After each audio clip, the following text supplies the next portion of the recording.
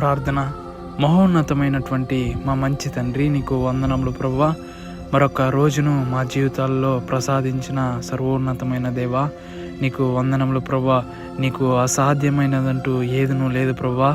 ఎవరెవరైతే వారి జీవితంలో ఇంకా ఇది నా జీవితంలో సాధ్యం కాదని ఆలోచిస్తూ చింతిస్తున్నారో ప్రభువా, అయా నీవు సమస్తమును చేయగలన సర్వ సమర్థుడవు తండ్రి. అయా నాడు షడ్రక్, మెషక్, అబేద్నగోలను అగ్నిగుండంలో పడవేసినప్పుడు ప్రభువా, అయా 4వ వ్యక్తిగా నీవు వారి మధ్య ఉన్నవాడవు తండ్రి. అయా నిన్ను తండ్రి మేము కొనియాడుచున్నాం ప్రభా.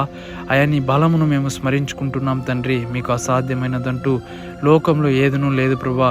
అయా ప్రతి ఒక్క బిడ్డ మీపై విశ్వాసం ఉంచి బలం నొందే ధన్యతను దయచే ప్రభా. అయా వారి కుటుంబ పరిస్థితులను చూసి అయా కన్నీరు విడిచుచున్నారు. అయా వారి యొక్క ప్రభా స్థితిగతిని చూసి తండ్రి వేదన చెందుచున్నారు ప్రభా. అయా నాకు ఒక ఉద్యోగం రాదని కలత చెందుచున్నారు ప్రభా. అయా ప్రతి స్థితిలో నీవు ఉంటున్న వాడవు ప్రభా. ప్రతి సమయమున ప్రభా నీవు వారిని చూచుచున్న వాడవు తండ్రి. అయా సరైన సమయంలో నీవు సమస్తమును సమకూర్చగలన సర్వశక్తిమంతుడవు తండ్రి.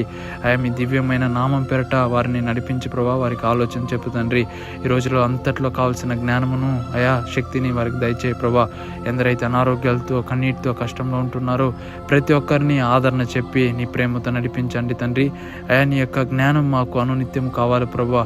అయా పరిపూర్ణమైన నీ కృపా వరములతో నడిపిస్తారని, బలపరుస్తారని, కృప చూపిస్తారని ప్రభును రక్షకుడైన యేసయ్య అతి పరిశుద్ధమైన నామం పేరట అడిగి ప్రార్థించి పెడుకుంటున్నాం మా పరమ తండ్రి. ఆమేన్.